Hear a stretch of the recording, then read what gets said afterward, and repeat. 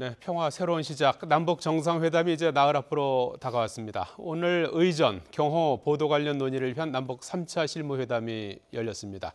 여러 가지 의미 있는 내용이 나왔는데요. 남북 정상회담 준비 과정 살펴보겠습니다. 홍현익 세종연구소 연구위원, 이인배 한반도 미래포럼 수석연구위원 두 분 모셨습니다. 안녕하십니까? 네, 안녕하십니까? 자, 오늘 세 번째 실무회담이 있었는데요. 중요한 내용들이 결정이 됐어요. 당일날 27일 당일 일정과 관련해서 남북 정상이 만나서 일단 큰 그 행사가 공식 환영식 정상회담 환영 만찬하는 걸로 이렇게 확정을 했어요. 네. 특이한 점이 오찬에 대해서 얘기가 없기 때문에 제가 기억하기로는 노무현 대통령이 2007년에 평양에서 회담할 때도 점심 오찬은 따로 김정일과 노무현 대통령이 따로 하시면서 그때 오전에 회의한 결과에 대해서 김정일 위원장이 나를 많이 다그치더라. 개성공단 문제를 얘기를 하면서 이게 100만 평을 약속해 놓고 왜 이렇게 더디냐. 그래서 진땀을 뺐다. 그런 얘기를 하신 게 제 기억이 납니다. 그러니까 오차는 이번에도 아마 따로 할 가능성이 커 보인다.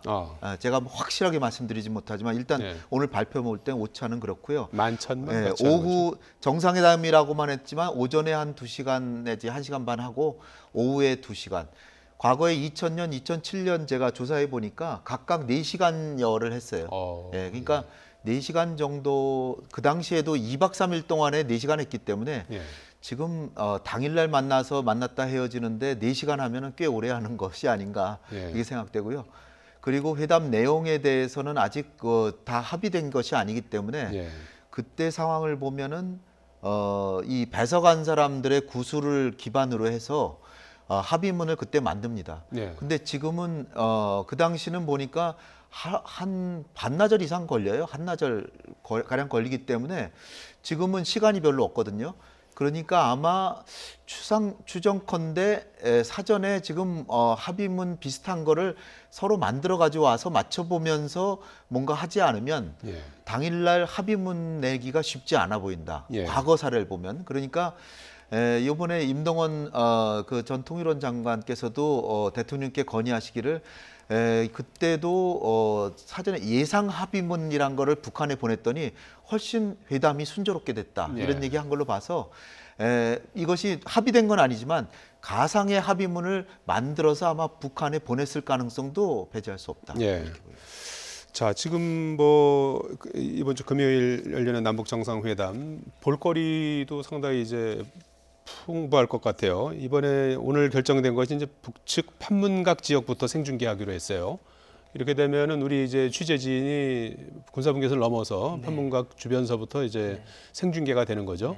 네, 이제 일단 이제 김정은 위원장이 이제 이 군사 분계선을 이제 걸어서 넘어올 가능성이 높죠. 왜냐하면 이제 생중계를 되는 상황이기 때문에 아마 그런 상황을 우리 남측 기자단이 그 앞서가서 계속 취재를 하면서 촬영을 하고 할 수 있게끔 이렇게 배려를 한 모습이 아닌가라는 생각이 들고요. 그게 따라서 여러 가지 의존이나 경호나 그런 그 부분들이 다 지금 세세하게 다 마무리가 된 것 같습니다. 오늘 대표 단장이 북측의 대표 단장 김창선 서기 실장이 나와서 아마 뭐 시기상으로도 그렇지만 오늘 마무리가 되겠구나 했던 부분이 있었던 것 같고요. 아마 김창선 서기 실장이 최종적으로 김정은 위원장의 여러 가지 지침들을 받아서 오늘 최종적으로 정리했을 가능성이 높습니다. 앞서 홍 박사님께서 말씀해 주지만 최종 합의문 같은 경우 아마 사전에 지금 계속 조율이 되고 있는 것으로 지금 이야기가 나오고 있는데요. 만찬 시간을 통해서 최종적으로 정상회담에서 벌어졌던 것들 최종 조율을 해서 만찬 끝나고 나면은 아마 합의문이 공개가 될 가능성이 있다. 뭐 그렇게 보여집니다. 아마 뭐 실무자들끼리는 시간까지 뭐 다 지금 정해졌을 텐데요. 아직 이제 공표할 단계는 아닌 것 같아서 이제 드러나지는 않고 있는데 내일부터 눈에 띄는 내용이 판문점에서 리허설이 진행이 돼요. 그 내일도 리허설이 있고 모레는 이제 북한 선발대가 이제 아예 남쪽으로 넘어오고요. 그리고 역시 그 모레도 이제 합동 리허설이 모레는 같이 남북이 같이 하는 거죠. 리허설을. 어떻게 이제 리허설은 어떤 식으로 준비가 되는 겁니까? 리허설은 뭐 그 정상회담 준비위원들이 직접 가서 그 대통령의 동선을 하나하나 실제로 하는 것처럼 따라다니면서 단지 대통령께서 직접 가시지는 않습니다. 예. 대통령은 청와대 경내에서 동선 등을 예행 연습 점검하시고 이 그 준비위원회 당사자들 그러니까 책임자들이 이제 가셔가지고 특히 뭐 경호나 의전이나 그리고 대통령의 동선 하나하나 직접 걸어보고 그 앉아보고 그리고 뭐 식사는 어디서 하는 건지 이런 것들을 하나하나 꼼꼼히 실제랑 똑같이 체크하고 그다음에 모레는 북한에서도 자기네들 이제 점검하려고 오는데 우리하고 함께 같이 하고요. 그다음에 글피에 또 마지막으로 우리 공식 수행원 6명이 모두 참석해서 최종 리허설을 한다. 그리고 그 다음날 정상회담 하는 겁니다. 그러니까 내일부터 매일 리허설을 한다. 3번이나 리허설하니까 대단한 거죠. 이 과거 정상회담 할 때도 리허설을 이렇게 많이 했습니까? 예, 리허설은 늘 해왔죠. 해왔었는데 제가 이제 이것과 성격은 다릅니다만 이제 청와대에서 대통령 행사 때 보면 이 참모진들이 그 똑같은 그 동선과 행사들을 똑같이 치러봅니다. 치러보면서 끝나고 나면은 의전과 경호 쪽에서 물어봅니다. 참석한 이 담당 그 보좌관들은 물어서 시선이 불편한 곳이 없었는지, 들리는데 전달되는데 의상은 없는지, 여러 가지 햇빛이 비춰서 혹시 뭐 눈부신 건 없는지 등등해서 아주 세세하게 물어보게 됩니다. 그걸 이제 체크를 해서 최종적으로 그걸 이제 확정지어서 동선과 앉을 자리와 앉으실 자리와 이런 것들을 차지하게 되는데요. 아마 리허설이 최종적으로 그렇게 할 가능성이 높고 여러 의제와 관련되어 있는 것들은 이제 청와대에서 대통령께서 직접 의제와 관련돼서 참모들과 따로 그렇게 하게 될 것 같고요. 네, 그렇게 보시면 될 것 같습니다. 예. 자, 이 가장 이제 중요한 관심사가 정상회담의 결과물로 나올 이른바 이제 4.27 선언 아니겠습니까? 이것이 이제 선언문이 어떻게 만들어질지도 관심인데 미리 물론 이제 좀 조율을 해서 그날 이제 최종 확정하는 절차를 거칠 걸로 이렇게 예상이 되는 상황입니까? 그러니까 4.27 뭐 평화 선언 뭐 이렇게 판문점 평화 선언 할지도 모르고요. 그렇게 해서 일단 우리가 지금 추진하는 건 비핵화에 대해서 확실한 그 포기 의사, 핵을 포기하는 의사를 확실히 담으려고 우리는 노력하고 있고요.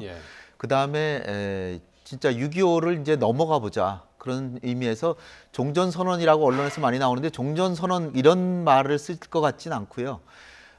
상호 적대행위 금지라는 표현 같은 거를 사용해서 사실 그 남북 불가침의 합의는 91년 남북 기본 합의서도 있고 여러 차례 있었습니다. 있었는데 이게 계속 사문화가 되었기 때문에 이번에는 어느 정도 이 틀을 잡아서 잘 선언문을 만들어서 우리 대한민국 국회에 비준을 받아 놓으려고 하는 생각을 가지신 것 같아요. 그러니까 문장을 잘 만들어 가지고 국회 비준까지 국회 비준. 왜냐하면 과거에 정상 선언을 하고 그 다음 정부 들어서서 유야무야되고 다 그랬기 때문에 이번에 문재인 대통령이 이제 그 굉장히 마음속에 담고 계신 거지. 또 하나는 이제 그 정상회담의 정례화를 생각하시는데 정례화까지는 정례화라는 건 뭐 분기마다 한 번씩 뭐 분기 첫 달 둘째 화요일 날 만난다 뭐 이런 게 정기화인데 그렇게까지는 아니더라도 수시적으로 만난다는 내용은 분명히 들어갈 것 같고요.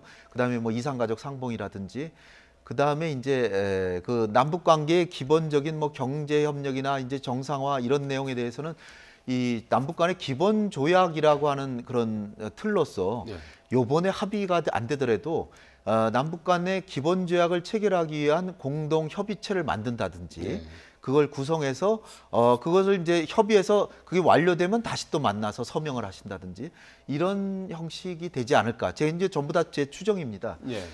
그래서 이런 내용을 하고 무엇보다도 근데 제일 중요한 거는 비핵화 문제에 있어서 김정은 위원장이 확실한 궁극적인 비핵화 의지를 표명을 하게 하고 뭐 가능하다면 언제까지 비핵화를 완료한다라고 하면 좋겠지만 이건 아마 트럼프 대통령과의 만남에서 이루어지지 않을까 이렇게 생각되는데 비핵화에 대한 확실한 의사 표시를 어떤 형식으로 담게 되느냐가 제일 관심사가 되지 않을까.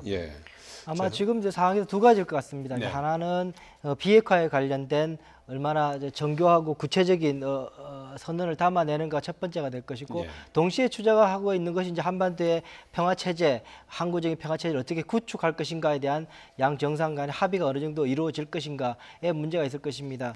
우리 우리 대통령께서는 지금 그러실 겁니다. 지금 그 김정은 위원장이 말하고 있었던 수준, 그러니까는 체제 보장이 되면 뭐 핵이 필요 없다, 예. 아니면 선대 유운이다 정도를 넘어서는 확실한 비핵화에 대한 의지를 밝히는 선언을 구체화시키고자 할 가능성이 높고요.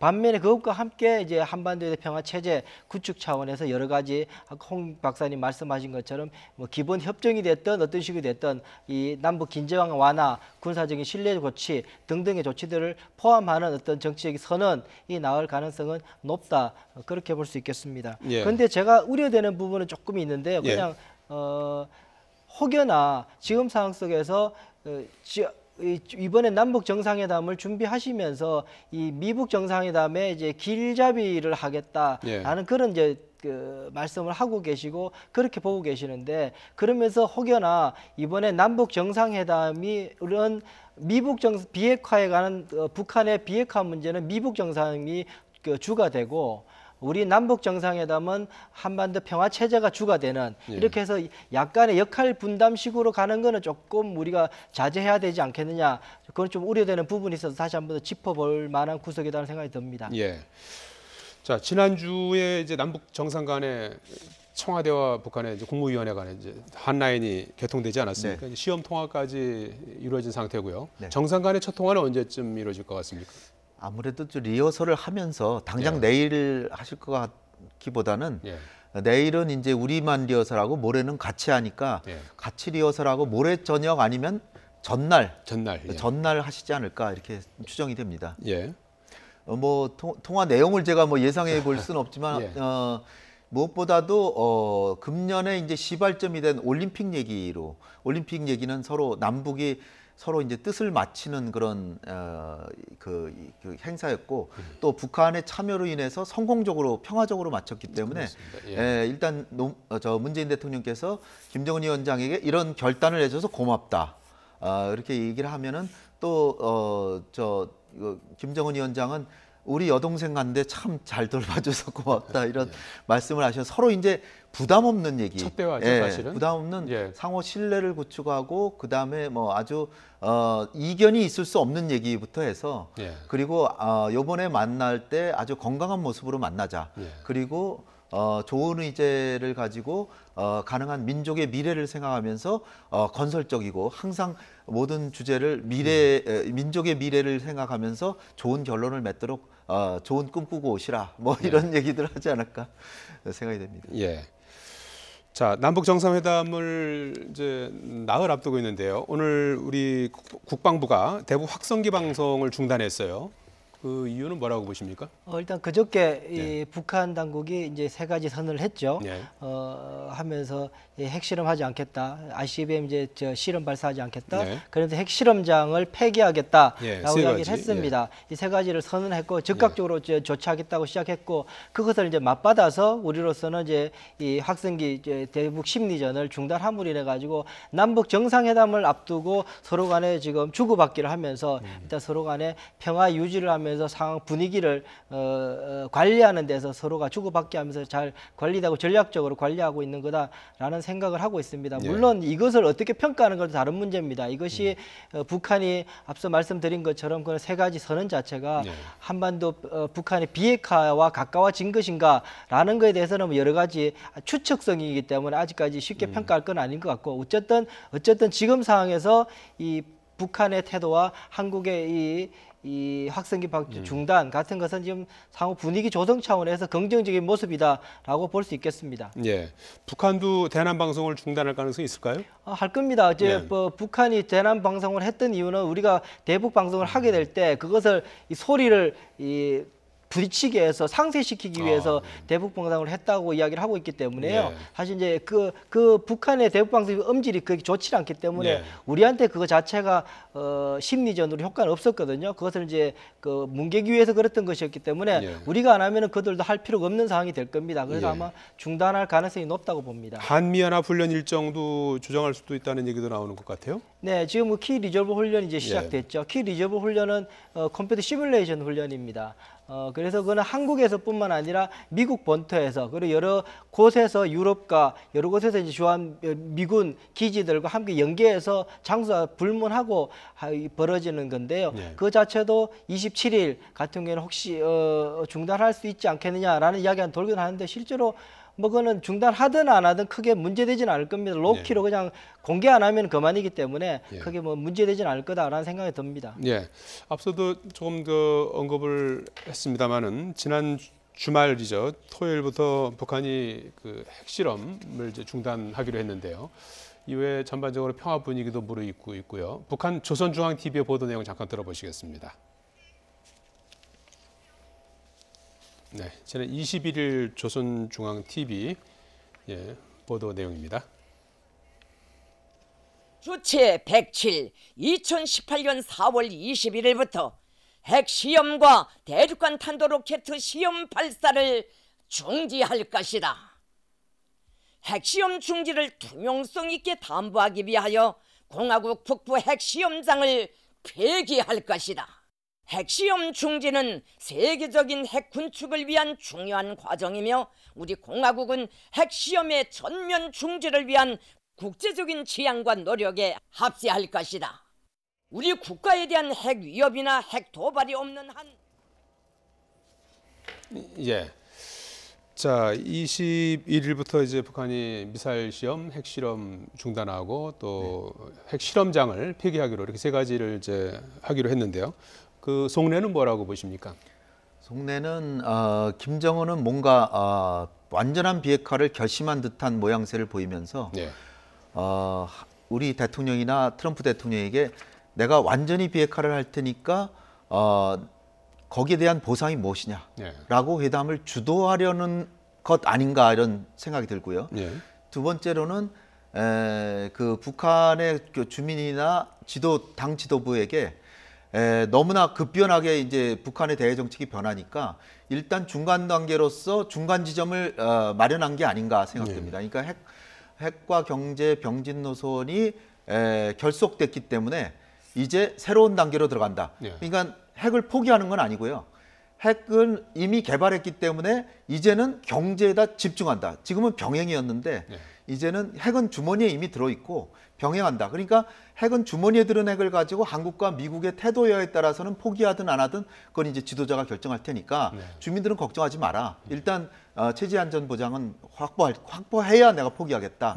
라고 해서 이 주민들이나 지도부에게 새로운 지침을 알려주고 그러면서 김정은의 큰 야심은 결국은 핵을 만약에 포기하게 되면 중국식으로 신흥 경제 공업 국가가 돼서 우리나라를 그러니까 북한을 이 경제적으로 풍요한 나라를 만들어서 주민들에게 지지받으면서 장기 독재하겠다.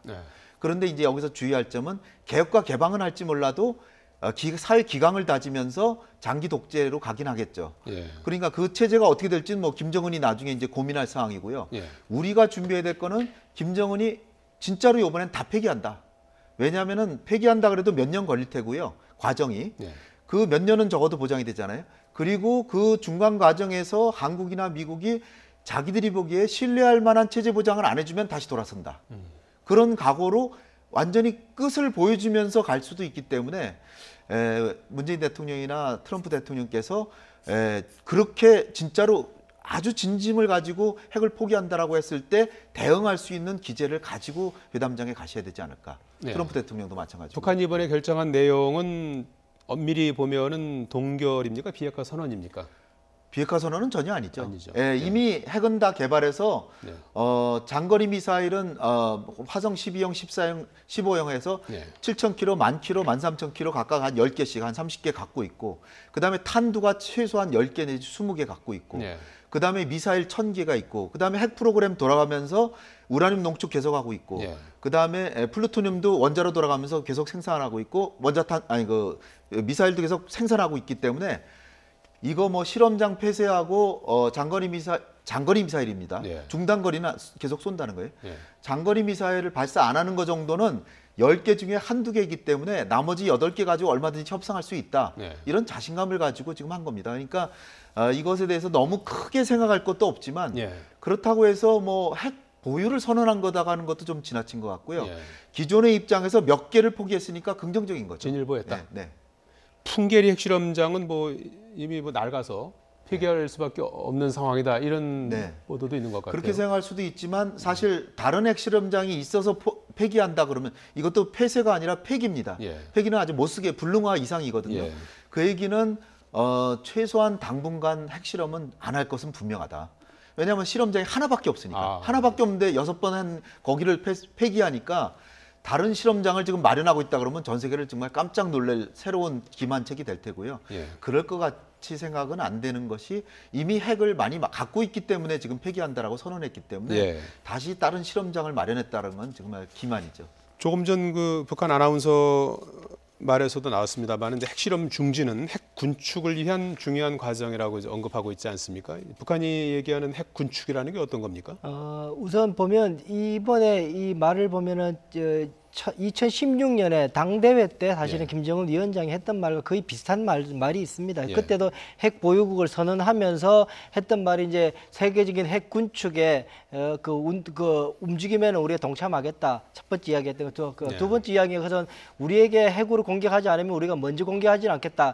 선제 핵 불사용 선언 그리고 핵 확산에서는 우리가 적극적으로 노력하겠다. 예. 늘 이제 NPT 국가들이 그 P5 국가들이 늘 했던 말 중에 하나를 이제 했던 부분이죠. 예. 이번에 달라진 부분이 앞서 말씀하신 것처럼 세 가지 실험 중단 선언과 핵실험장 폐기 선언 그것이 되겠는데요. 또 그렇게 봤을 경우에 핵 군축이라는 것은 미국과 소련이 예전 냉전 시대에 했던 것처럼 우리가 이제 핵 보유국에서 반열해서 미국과 협상할 여지가 가지고 있다라고 스스로가 이제 자인하고 있는 상황인 거죠. 자임하고 네. 이런 상황인데 물론 이것을 미국이 핵군 쪽으로 응할지 이것도 핵군 쪽으로 협상을 할지 여기에 대해서는 조금 더 두고 봐야 하겠지만 네. 여전히 이번에 선언에도 첫 번째 선언이 뭐냐면은 핵무기 병기화에 성공했던 것을 엄격히 천명한다. 이것이 첫 번째 이번에 결정 사항 1번이었거든요. 그 두 번째가 이제 핵실험 반하겠다는 이야기였고 네. 그렇게 볼 경우에 여전히 우리가 낙관도 비관도 할 필요는 없지만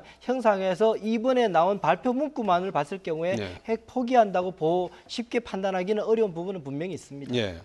문재인 대통령은 오늘 수석 보좌관 회의에서 북한의 핵실험 중단 선언에 대해서 남북 정상회담, 북미 정상회담의 성공 가능성을 높여주는 청신호다 이렇게 이제 평가를 했어요.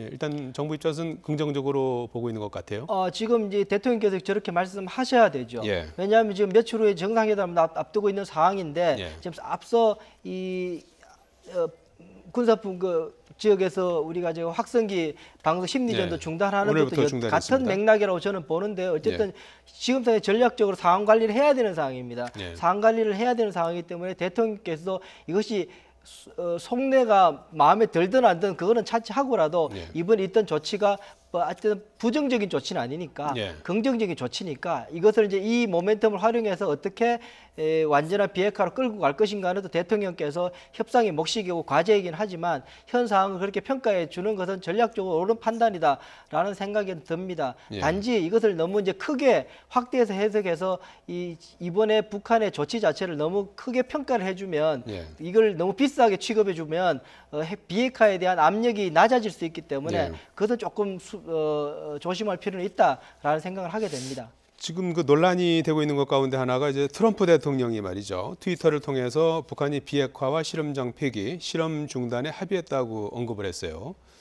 그런데 북한이 비핵화까지 여기다가 이제 집어넣어서 이제 했단 말이에요. 북한이 공식적으로 밝힌 데는 비핵화란 말은 없지 않습니까? 근데 이걸 이제 집어넣어서 이렇게 이제 언급을 해서 트럼프 대통령이 일부러 그런 건지 뭐 여러 가지 해석이 나오는 것 같아요. 저는 이렇게 한번 해석해 봤습니다. 왜냐하면 트럼프 대통령이 처음에 미북 정상회담을 수락하면서 미국 조야에서도 그렇고 여러 군데서 말하는 게 너무 쉽게 정상회담을 받은 것 아니냐.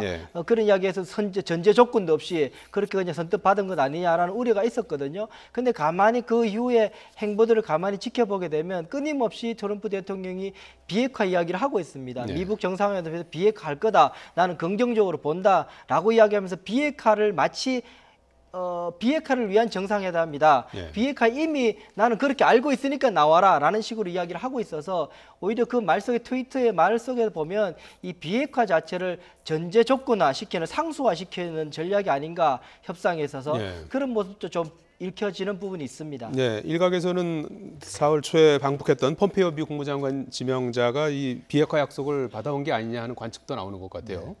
다분히 상당한 언지를 줬을 것 같고요. 예. 그러니까 아까 북한 내부 체제를 준비시키는 것도 있지만 트럼프 대통령한테 트럼프 대통령이 자칫하면은 북미 정상회담을 통해서 마지막에 갖고 갈 선물을 미리 줘버린 거의 셈입니다. 지금 네. 장거리 미사일을 폐기한 건 아니지만 장거리 미사일 시험 발사는 안 하겠다. 그 다음에 핵 위협이나 핵 공격이 없는 이상 핵을 사용하지 않겠다.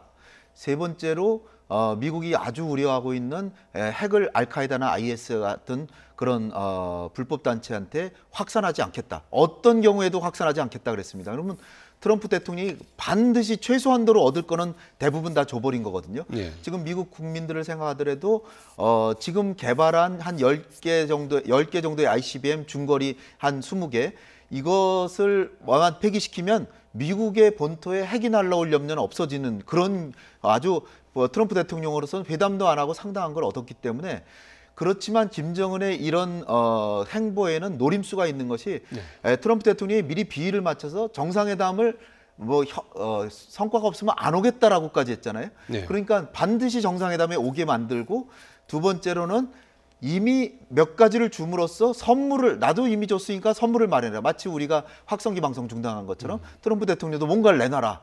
거기다가 지금 핵 비핵화에 대한 종목이 한 10개 중에 한 3개를 없앴으니까 7개로 좁혀서 이걸 싹 포기할 테니까 나도 체제 안전 보장을 확실하게 해야 되는데 당신은 나한테 뭘 주겠냐라고 오히려 거꾸로 다그치는 그런 행보를 보이지 않을까.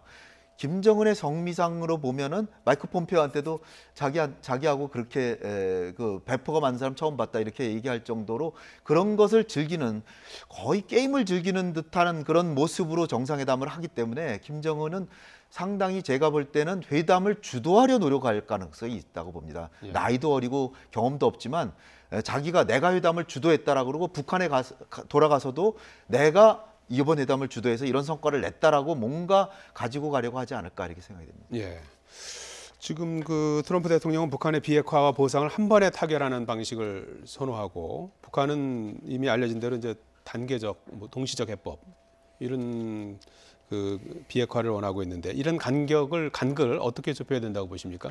우선 선언 수준에서는 이제 미국과 북한이 비슷하게 나올 이야기는 할 겁니다. 비핵화 선언 한반도에서 한반도 비핵화 실질적으로 이제 미국이 이해하는 것은 북한의 비핵화가 되겠지만 어쨌든 비핵화에 대한 선언을 하게 될 것이고 핵심적인 요건은 저는 두 가지라고 봅니다. 첫 번째는 얼마나 홍영익 박사님 이미 지적하신 것처럼 이 핵 폐기의 시간 사실 과정이라는 것이 한 번에 되는 것이 아니기 때문에 여러 가지 여기에 시설도 있고 그리고 실질적으로 지금 구축해 놓은 무기와 탄두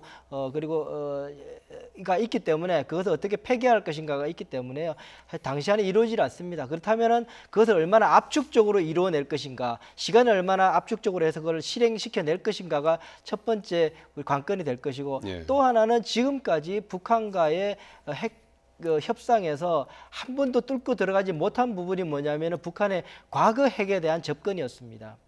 지금도 이번에도 북한이 말하고 있는 핵실험 포기와 실험장 폐기 같은 경우에도 실제로는 미래 핵에 관한 문제지 않습니까? 과거 이미 갖춰져 있는 핵에 대해서는 아직까지 아무런 언질도 없는 상황입니다. 거기에 대해서 트럼프 대통령이 얼마나 핵심 본질에 접근해서 그것을 뚫어낼 수 있을 것인가가 아마 미북 정상회담뿐만 아니라 남북 정상회담에서 핵심 관건이 아닌가라는 생각을 해보게 됩니다. 홍 박사님도 나흘 앞으로다가 남북 정상회담 전망을 좀 해주신다면요?